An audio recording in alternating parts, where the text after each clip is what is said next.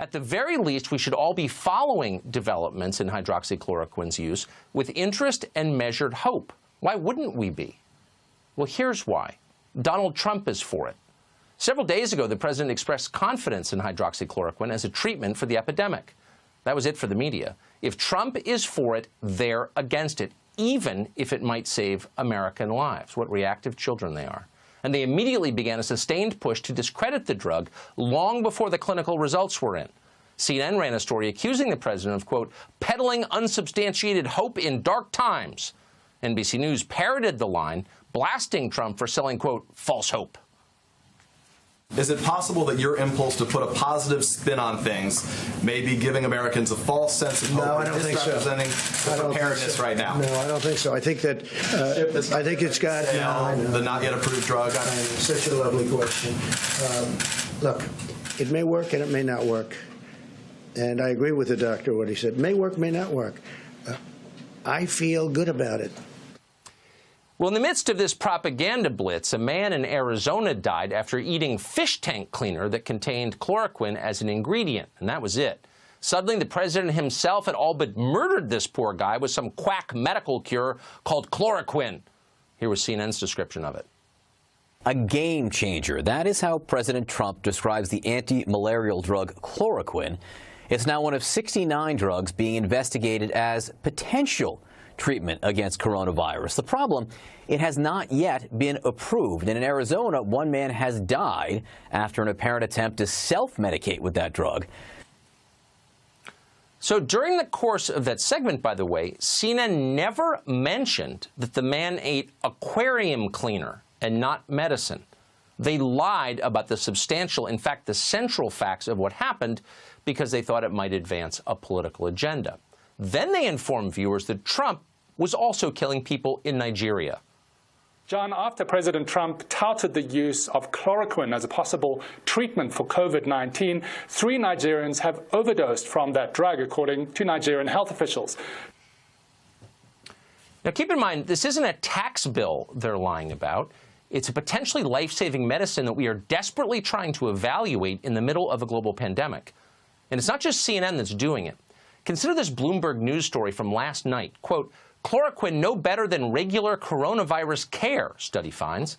That was the headline. And it sounds definitive. Why are we wasting our time with this crap? It doesn't work. But take a look at the details inside the piece. The story turns out to be based on an article in the Journal of Zhejiang University in China. The Chinese study in the article considered a total of just 15 patients, 15, who've been given chloroquine. It seems like an awfully small sample for a legitimate study. And in fact, the story does concede that it was. Quote, the results of the study weren't statistically significant. Researchers concluded that additional studies using larger numbers of patients are needed. In other words, the story doesn't really tell us anything. So why is Bloomberg News writing about it? Later in the story, we learn that in contrast to the protocol in that tiny Chinese study, doctors here in the West are administering hydroxychloroquine with antibiotics. And that combination, the two of them, hydroxychloroquine and antibiotics, appears to be effective. And that raises the same question once again. What exactly is the point of Bloomberg's so-called news story? The way the Chinese used the drug had nothing to do with the way we are using it here. The study is irrelevant. Writing about it doesn't illuminate anything. It misleads. That's the point. They're manipulating you.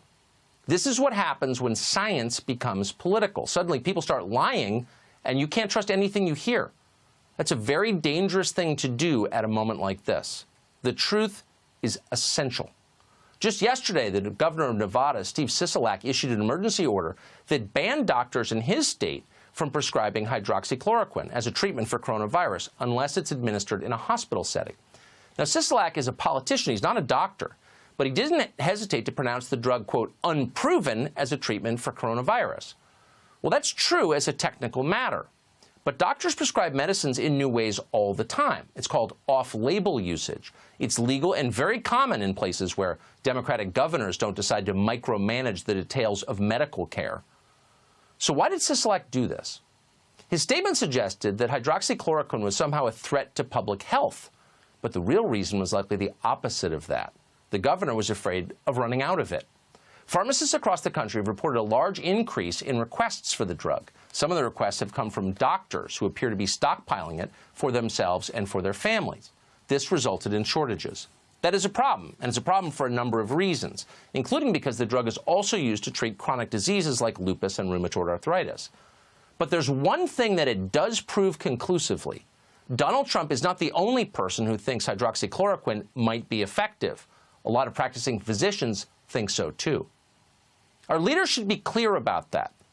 And yet many of them are lying about it at a time when we are desperate for the truth. The thing we need above all is the truth.